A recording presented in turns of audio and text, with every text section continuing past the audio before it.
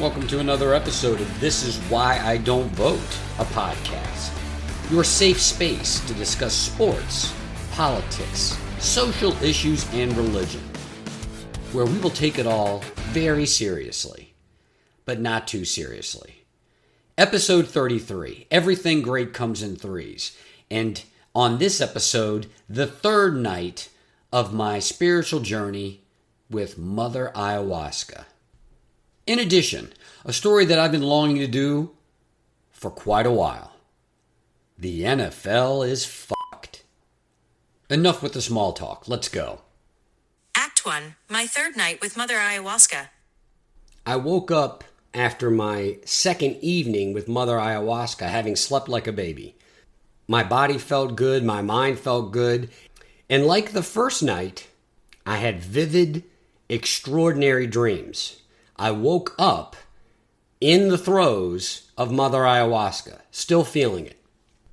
Now, at the resort I was staying, they had a saltwater pool. I don't know how many of you have had the opportunity to swim in a saltwater pool, but it is fantastic. It's better for you in every way. Better for your skin, better for your mind. So in the throes of Mother Ayahuasca, still tripping a bit, I got myself one of those freshly squeezed juices. I knocked it down in one gulp. It basically shook me or brought me back to this level of consciousness. And then I jumped into that saltwater pool. Felt fantastic. Went about my day, and I would venture to say to you, dear listener, that I was feeling very confident about this entire process. In retrospect, you might even say I was feeling bold. I felt like, up to that point, I felt like I had gotten what I wanted out of the ayahuasca experience. Or, as I've stated numerous times, more apropos, I received what I needed. And yet there were 2 more nights that I had signed up for, and I certainly wasn't going to skip them or otherwise not engage in the process.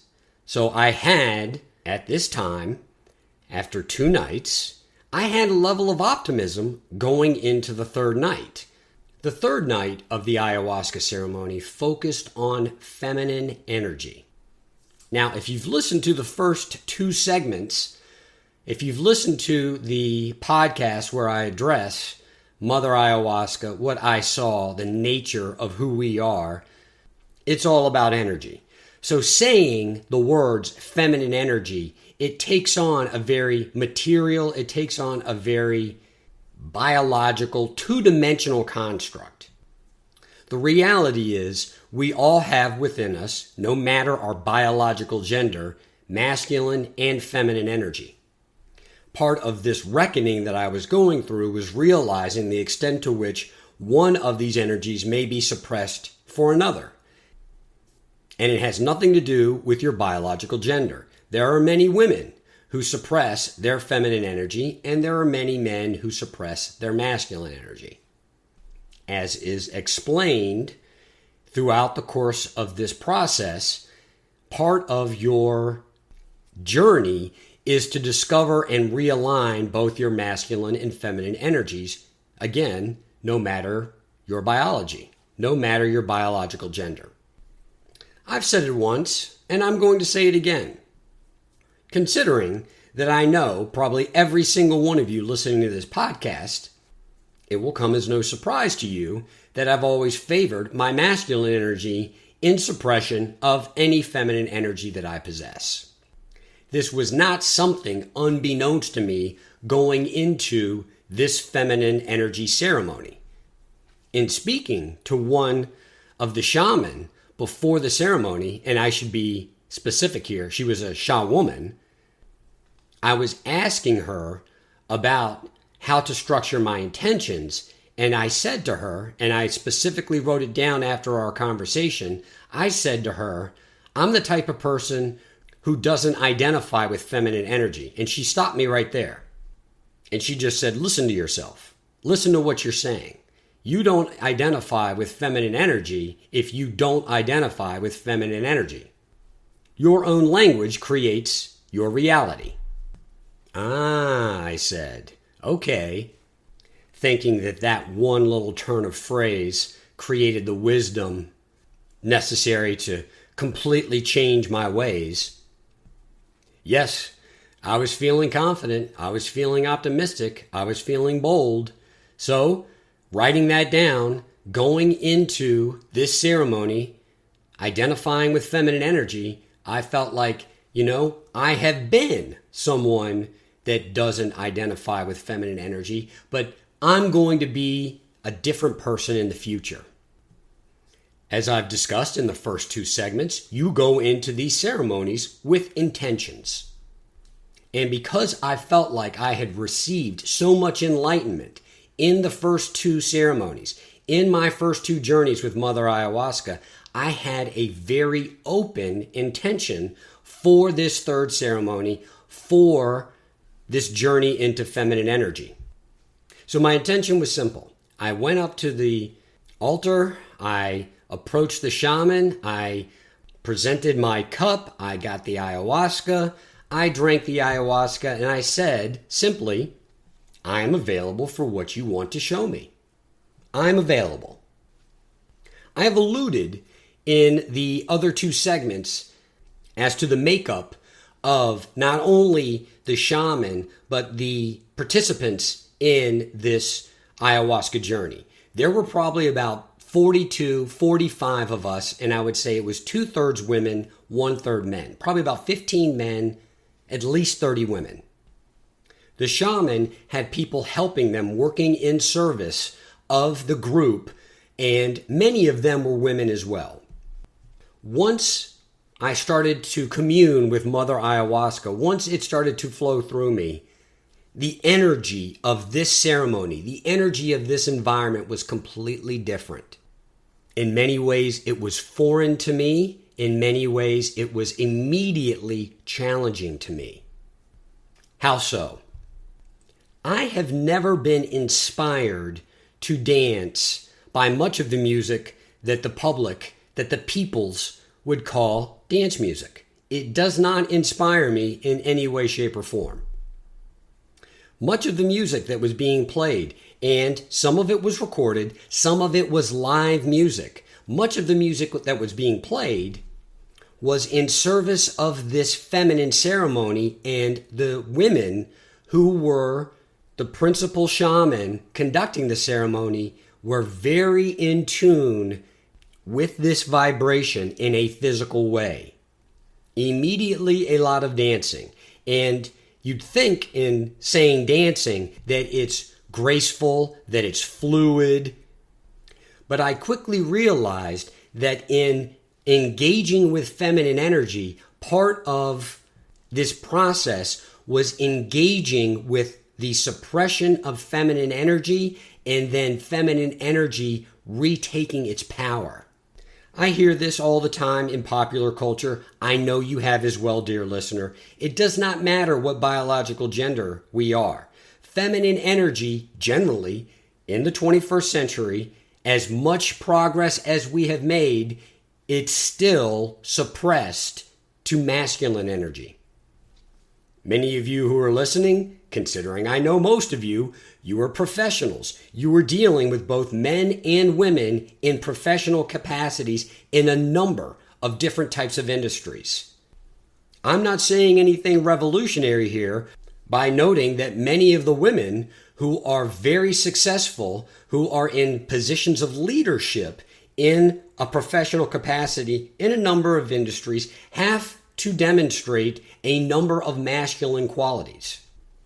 In one of my favorite television programs of all time, the television program Mad Men, note, if you have not watched it, homework assignment, watch Mad Men.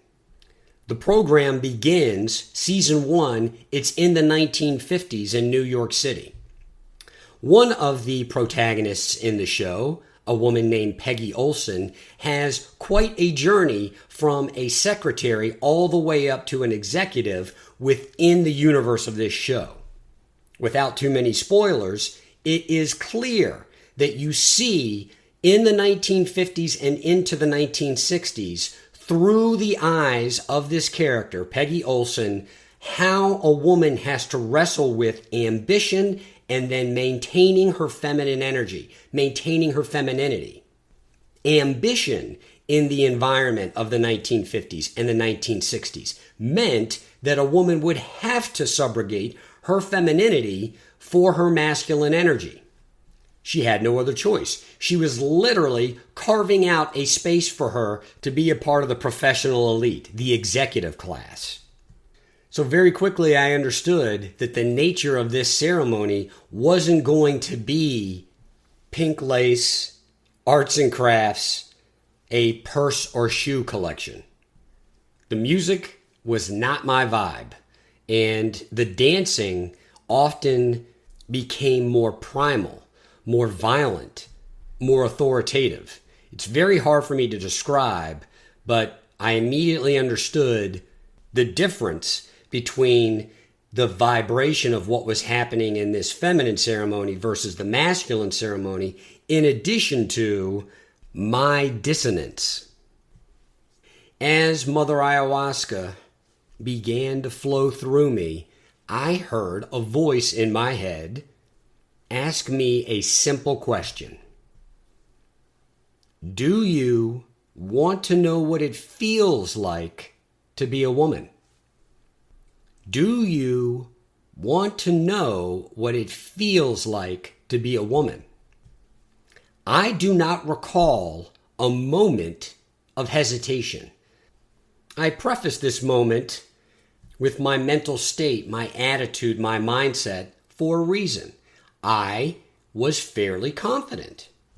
It is not to say that I did not have my challenges during the first two ceremonies. You cannot go through this process with Mother Ayahuasca and not experience challenges.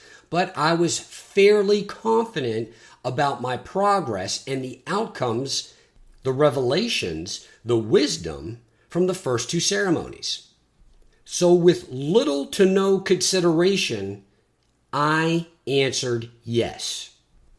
You cannot see this, dear listener, but I have a workbook where I had taken notes from the different ceremonies. And again, as I made reference to in the other two segments, my tripping balls script, it's terrible, but I was compelled, given some of my epiphanies, given these realizations, I was compelled to take notes in real time. It was on this third evening, it was during this ceremony with feminine energy that I took the most notes that I took for any of the ceremonies. And I can reveal to you without a doubt, it was one of the most difficult evenings of my entire life. I was me the entire time, and yet I wasn't me at all. I won't go as far to say that I had an out-of-body experience. That wasn't what was happening. What was happening was I had me, I was me, and yet I had the feeling, I felt like I had female genitalia. I had the emotions, the estrogen flowing through me of a woman. It was both a beautiful and terrifying experience. I didn't see myself in that moment, in that reality, but I'm sure that if I were being recorded in that moment, it would look like I was freaking out. So what happened? What did I experience in this altogether too real mental state? From a feminine perspective, from a female perspective, I felt romance, I felt love, I felt the emotions of being desired, being the center of attention. You have no concept of time. So I have no idea how long I was going through these emotions, but that initial phase of calming myself down, realizing what was happening, and then leaning into the experience, that was actually a beautiful, graceful experience. Being a woman is a beautiful experience. Oh, but how quickly it turned dark. I was soon to discover that being a woman is also a terrible, tragic experience. Namely, because of my gender, because of me. I felt emotions surrounding disappointment, surrounding expectations unfulfilled, unmet. I felt violence, having to bear the brunt of so many masculine inadequacies. Now, to paint a picture of what's going on from a ceremonial standpoint, this entire room that we were in, the shamans would disperse this smoke. When I say disperse, it was a very interesting way they did it. They're taking nothing more than what looks like a common kitchen pot, and it's got some sort of ash or burning ember in it, and it smokes. I mean, it smokes. And they are distributing that smoke by way of what looked no more than to be bird feather fans over the course of this room. It has just struck me that I am in my third recording of my ayahuasca experience, and I refer to a room that we're all in. It actually had a ceremonial name. It was called the Maloka. So you're in this Maloka, you're in this building that is ornate, that is ceremonial, and it is filled with smoke. And depending at what point you are in this process, depending on what point you are in this ceremony, there may be music playing. That could be a live band. There are shamans who are actually playing music on instruments. They're damn good. And there could also be recorded music playing. To say that these shamans are damn good, it is the spectrum of music.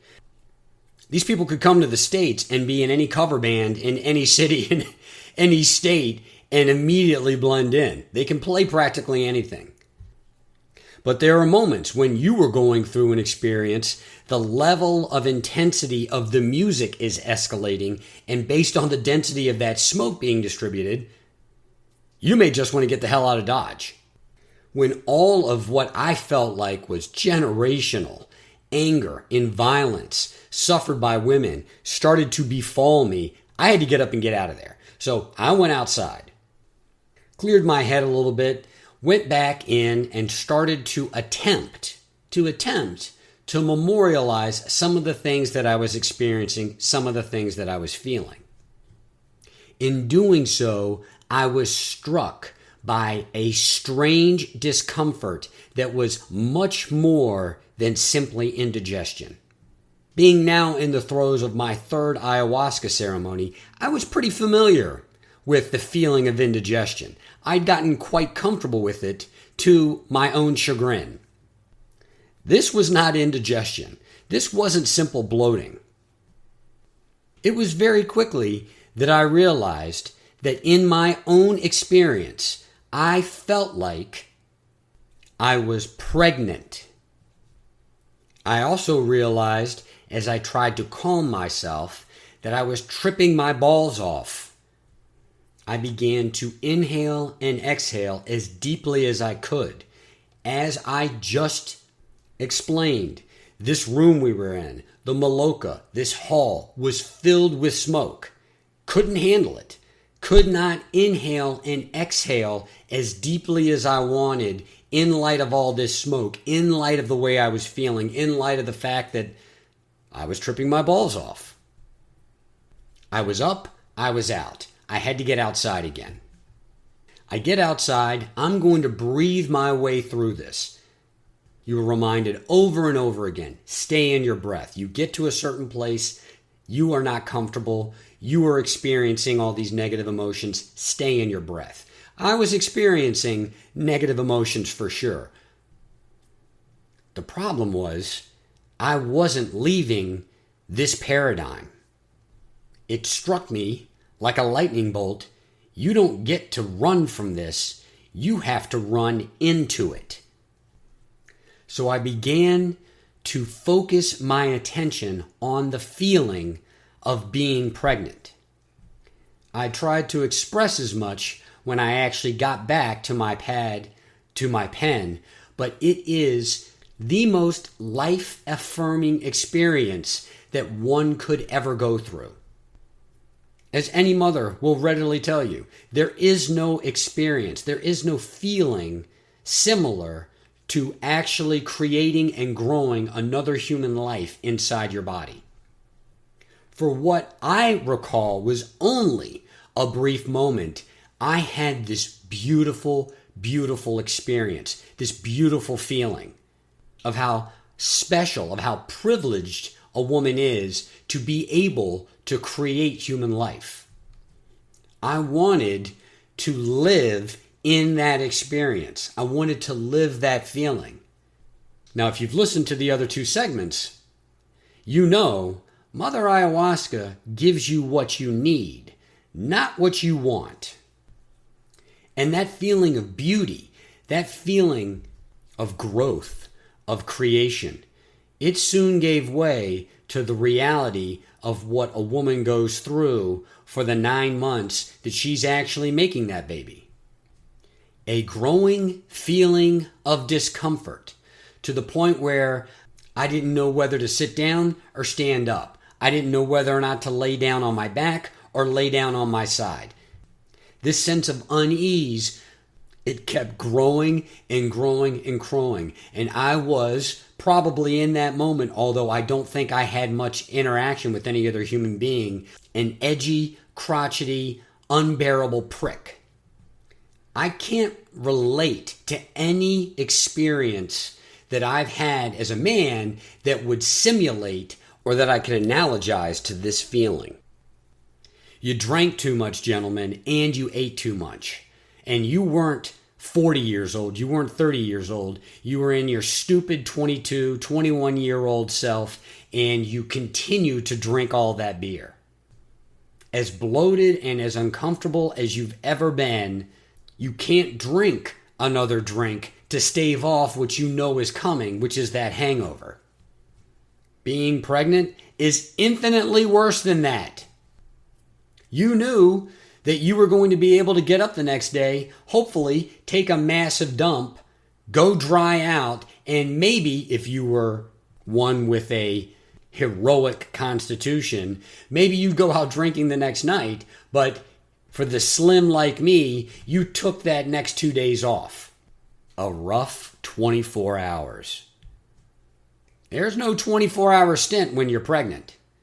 And not only is it bad, but there's no reprieve. It just keeps getting worse and worse and worse. A significant period of time passed, I know, and a significant number of things happened, which I'm going to keep to myself. But I was approached by one of the shaman who realized I hadn't been back into the Maloka for some time, and when I was discovered, so to speak, I do remember that I was pacing. I could not get comfortable. I could not shake this experience. There are processes that the shaman go through to help calm someone down, and as soon as I had gone through that process, I immediately went back to my pad, my pen, and I began to write.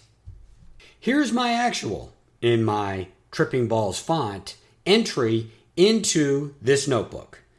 Being a woman is frustrating, is uncomfortable, is often undignified, but you don't get to quit.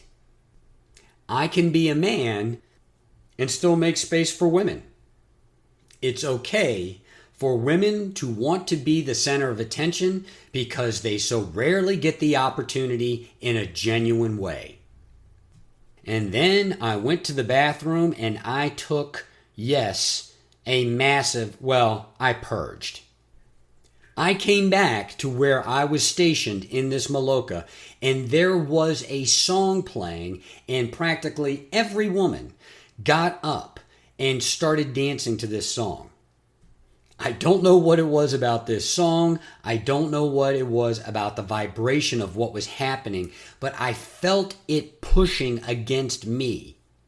I sat down and I tried to take in what was happening. The music began to escalate. The dancing began to escalate. It became more energetic. It was taking up much more space. I can remember this crescendo, the refrain of this song, and every one of the women in this room, this is 25, 30 women, held hands and began to sing and dance at the same time, in the same rhythm to this song. I felt it as if they collectively had combined and were flexing their feminine energy in aggregate, in a collective, as one. I wrote one simple sentence down on my pad with my pen.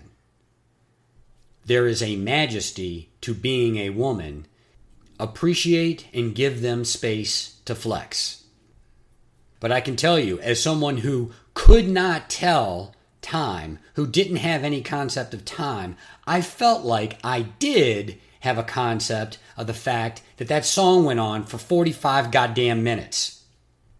Arnold Schwarzenegger didn't have to flex as long at a Mr. Universe contest in order to win than this flex went on during what was, in my mind, this 40-minute song. I kept having this feeling, just get up and walk out. And then I had this other voice in my head saying, stay. Stay. Don't run from it. Run into it. As the music finally ended, as the energy in the room started to slowly de-escalate, I started to become one with myself. I started to feel like myself. And I felt like someone had beaten the living hell out of me. As many of you are aware, for both sport and recreation, to stay in shape and to help release some of the anger that is natural to being a member of the legal community, I box. I go to a boxing gym. I have boxing gloves. I put those boxing gloves on and I punch things. As a younger man, in order to refine my skill set, in order to challenge myself, to test myself, I would spar other human beings. Because of my size and my weight, those other human beings were routinely younger than me. Many of them were in their teens or early 20s. Because young people, in their zeal, do not understand half speed, sometimes these sparring matches turned into what one would call a gym war. The term gym war is not that difficult to decipher. Basically, one person escalates the situation such that the other person has to respond in kind, and before you know it, you've got people going all out at one another in a boxing ring. I only relay that to you, dear listener, to explain that when I say that I felt like I had the hell beaten out of me, I know exactly what it feels like to have the hell beaten out of me. An interesting element to any combat sport is, no matter how good you are, there's always someone out there who can either test your skills or just trump your skills. Sitting in that Maloka, it was both a cathartic experience and it was like I had just had the hell beat out of me. I was realigning with feminine energy, whether I liked it or not. Going through that experience, if it were a YouTube video, thumbs down, don't like. But after integrating on it, after reflecting on it, again, it wasn't what I wanted. It was exactly what I needed. All that was left was the fourth and final night of my journey with Mother Ayahuasca. Act 2, the NFL is fucked. I wrote out the script for this segment on October the 12th. I did my first recording on October the 13th.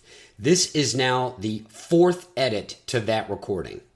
The revelations from this treasure trove of emails that was the subject matter of an investigation into the quote-unquote culture of the Washington football team, that toxic culture that we knew existed for 20 years, but only occurred to the National Football League to look into the last 10 years, the conclusions are simple and damning. The NFL is fucked. For likely as long as Dan Snyder has owned the team, the Washington Deadskins, the Washington football team, has been one of the worst places to work in America. Not in the NFL, not on the East Coast.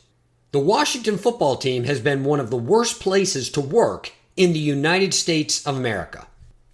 Favoritism, interpersonal politics, backstabbing, this is typical in the NFL.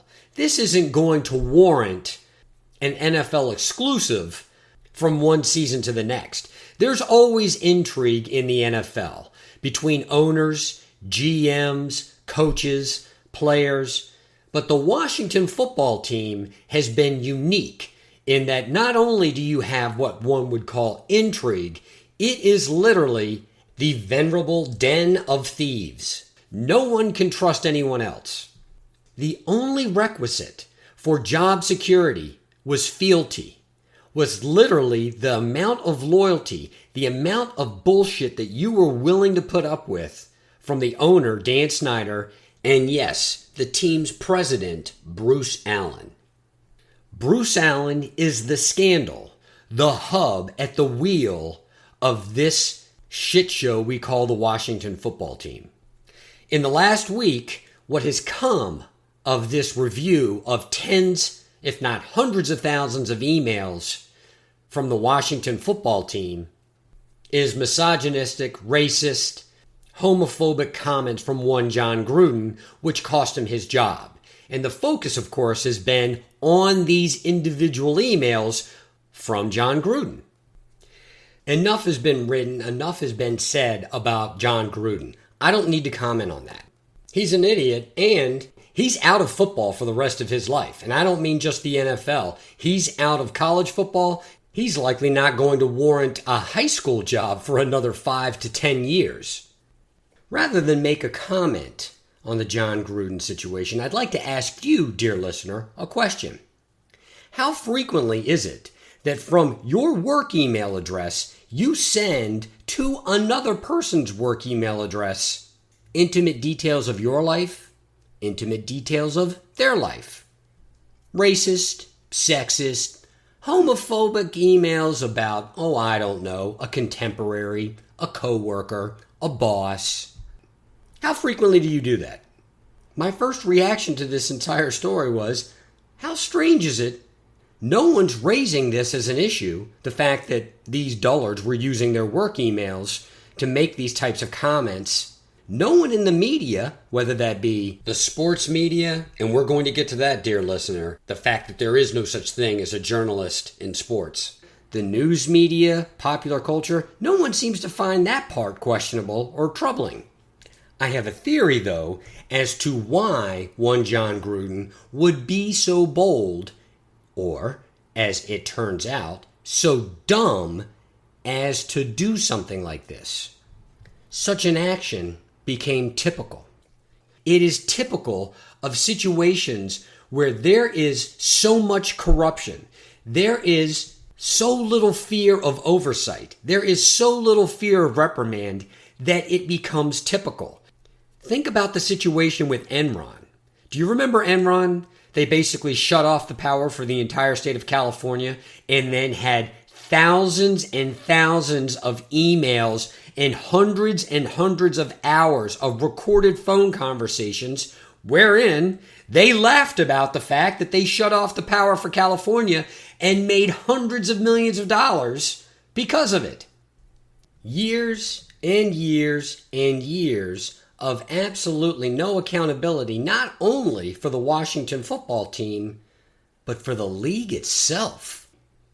There's a hub at the center of this wheel, and it ain't John Gruden. His name has been mentioned several times, but Bruce Allen is at the center of this entire Washington football team scandal. And it's simply a canary in the coal mine. Because of his reach, because of all of the contacts he had in the NFL, Bruce Allen is the canary in the NFL coal mine. This is not a Washington football team problem. This is a National Football League problem. A lot of people don't understand who Bruce Allen is. Let me give you a quick background. Bruce Allen is the son of George Allen.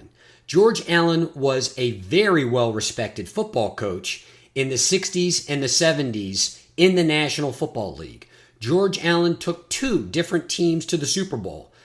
The Deadskins, who lost in the Super Bowl to that undefeated Miami team, and the Los Angeles Rams, who lost to the Pittsburgh Steelers during their reign of terror in the late 70s. Bruce Allen grew up around football, and specifically around football in the National Football League. Bruce Allen has ties to people throughout the league, and not just in different NFL franchises, but most importantly to this story, very important people in the front office, in the National Football League office in New York City, and very high-profile media members that are NFL partners. I've made my views clear about the media in a number of other podcasts, but I believe it is worth mentioning here that there is no such thing as a sports journalist in the 21st century. And one of the teams that actually pioneered this marriage between the media and the actual franchises and the actual leagues is the Washington football team. For those of you who are not in the DMV, the District of Columbia, Maryland, or Virginia, you may not be aware of this. But one of the things that Dan Snyder did after he bought the Washington football team was he bought all of the media affiliates that covered the Washington football team. He also very strategically began to ice out any local media member that didn't get on board what we'll call the Deadskins cheerleader train. If you wanted access to the Washington football team in 2008 and 2009, you had to be a Washington football team cheerleader. You had to be a fanboy. You had to be a sycophant. If you were from any independent media outlet, you had to be a fanboy. Otherwise, you weren't going to get any access to that team. What about all of the affiliates that the Deadskins owned? Well, that was Fanboy Central. Not word one of negativity came out of any of these outlets. As bad a manager of people as Dan Snyder is, as petty, as egotistical, as vindictive, as conniving a human being as he may be, he is a genius when it comes to marketing. By acquiring all of the affiliates, particularly the radio affiliate for the Deadskins, he pioneered a model that was adopted by not only NFL franchises, but by other franchises in other sports. You want to control the narrative? Buy the media outlets. You don't need to convince anybody of anything. You don't need to spend millions and millions of dollars in branding when you can just spend that money on actually acquiring all of the media outlets and putting forth what appears to be independent journalism, but is nothing more than public relations for the team. Enter media mouthpiece Adam Schefter. I have opined for many years and have gotten into some heated discussions with many of my friends over the media access to different NFL teams and to the NFL itself, its league office, and this extends to the National Basketball Association and the league office itself. The media does not cover the NFL, does not cover the NBA. The media are partners with the NFL and with the NBA and are mouthpieces for the NFL and the NBA. The NFL mouthpiece is Adam Schefter. The NBA mouthpiece is Adrian Wojnarowski. ESPN, the NFL Network, even now major outlets.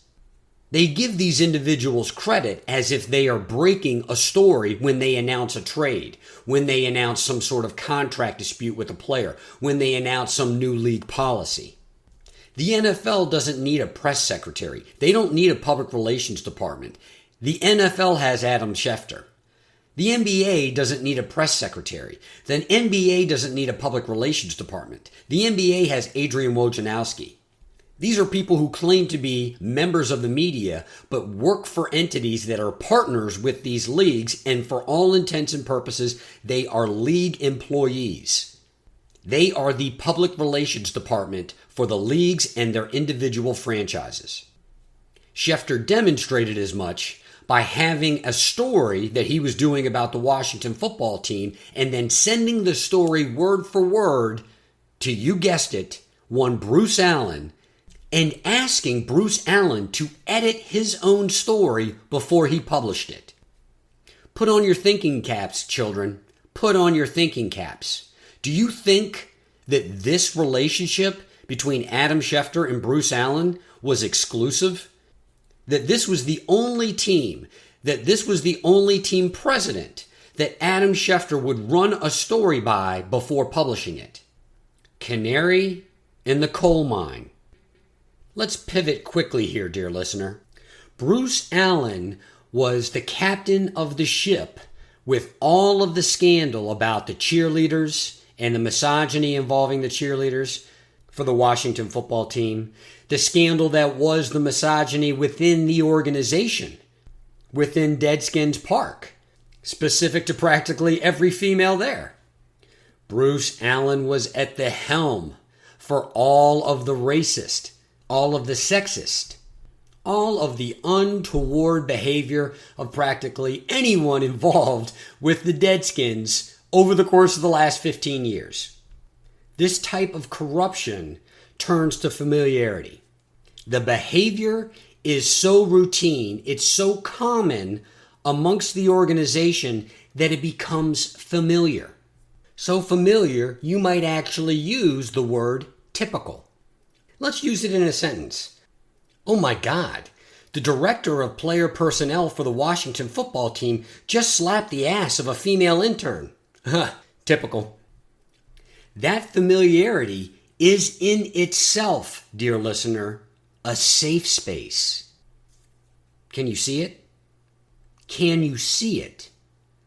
When you know that the recipient of the email that you're going to send, making a homophobic, making a misogynistic, making a racist comment, when you know that recipient is not only sympathetic, not only of like mind, you know that this person is bound to stay silent. This person isn't going to use those emails against you. They're not going to report you to some authority. This is a safe space. You have a safe space. You are with a like-minded contemporary, and you have the freedom to say what you want. Who else felt that they had a safe space with Bruce Allen to communicate in such a frank manner? And yes, Bruce Allen was also the general manager of the Raiders the last time they went to the Super Bowl, with John Gruden having built that team and then being traded to the Tampa Bay Buccaneers because, as Al Davis said, he was a lying sack of shit. Bruce Allen has ties with coaches, with players, with general managers, with league officials, with people in the league office, with media members, and he was manning the helm for one of the most misogynistic, racist, mismanaged, dysfunctional organizations in the history of the National Football League. Now look at the Gruden situation from the flip side of the coin. Let's look from under, not above. Looking above, John Gruden bad, John Gruden say bad, John Gruden get fired. Let's look from below. He sent these emails to Bruce Allen. That's how these emails have come to light. John Gruden sends emails from his collective work accounts to Bruce Allen at his work account with the Deadskins. Gruden does this over the course of years. There is an alleged independent investigation into the culture surrounding the Washington football team for at least the last 10 years. These emails come to light. What have we learned about the responses that went back to Gruden from Bruce Allen? I'm looking at all this media coverage, and we don't have any of the particular emails. I admit, I might be last to the party here, but I haven't seen any of the particular emails, and I certainly haven't seen what I would believe to be email chains. Think about it. These emails were very likely in email chains. Email recipient responds to email sender. Email recipient responds to email sender. What did Bruce Allen say in response to any of these emails from John Gruden? In addition, what other league official, what other media partner was exchanging emails like this with Bruce Allen? At the publication of this very podcast, the New York Times breaks another story that the league, the National Football League's lawyer, their head lawyer, Jeff Pash, exchanged emails with one Bruce Allen, not only letting the Deadskins off of a fine, which, curiously, I don't know how he could unilaterally excuse as much, but also making, you guessed it, racist comments. Did NFL owners exchange emails with Bruce Allen, expressing the same or similar sentiments as John Gruden, as Jeff Pash? Did NFL coaches send emails to Bruce Allen expressing the same or similar sentiments as John Gruden, as Jeff Pash? John Gruden was a scapegoat because the NFL has a massive time bomb that's about to explode, and they don't know how to defuse it. It appears that Gruden would not even have been under scrutiny, but for the fact that the New York Times broke a story having acquired some of those emails from a pleading in a lawsuit. Now, you and I both know that all of this public relations nonsense that the NFL is doing about Black Lives Matter and giving the players voices, that's all bullshit. It's absolute bullshit. The NFL is trying to posture. It's all product placement. I think many of the people involved with the league know that, particularly the players. But it's one of those things where, yeah, you work at a place, it's corporate as hell, you get the monthly newsletter, you see the people with the balloons and the cake, and yes, celebrating some nonsensical thing. Wasn't that Hawaiian shirt day party we had fun? It's bitter. You grin and you bear it. You need the job, you need the paycheck. NFL players are no different. It's not like they can go to a competing league if they don't like what's going on with the NFL. This situation has the potential to blow the lid off of the fact that owners, general managers, coaches, league officials agree entirely and have expressed as much in writing through emails with John Gruden. I think, given some of the positions that the owners took during what I'll call the Colin Kaepernick scandal, think about the public position that Jerry Jones took. Jerry Jones, owner of the Dallas Cowboys, is best friends with Dan Snyder, owner of the Washington football team. What do you think Jerry Jones said to Dan Snyder in the wake of the Colin Kaepernick scandal? What do you think Jerry Jones said potentially to Bruce Allen in the wake of the Colin Kaepernick scandal? What do you think Dan Snyder, even if Jerry Jones had not reached out to Bruce Allen directly, what do you think Dan Snyder might have forwarded to Bruce Allen to let Bruce Allen know what the general sentiment was from other team owners in the wake of the Colin Kaepernick scandal? And then what do you think Dan Snyder emailed back to Jerry Jones? What do you think Bruce Allen potentially emailed back to Jerry Jones? You can fire John Gruden. You can fire Bruce Allen. Can you fire an NFL owner? do we have a massive, and when I say massive, 4, 5, 6 different owners in a Donald Sterling situation? Donald Sterling, the former owner of the LA Clippers, who through years and years and years of racist acts was finally forced to sell his franchise. Do we have a situation here in the NFL whereby, through their own words, memorialized in emails, we have a number of NFL owners that are in no different a situation? You heard it here first, dear listener. The answer is yes. When all of this comes to light, there's going to have to be another scapegoat. And there's only going to be one. And Danny boy, I think you're going to lose the Washington football team. This is Why I Don't Vote, a podcast.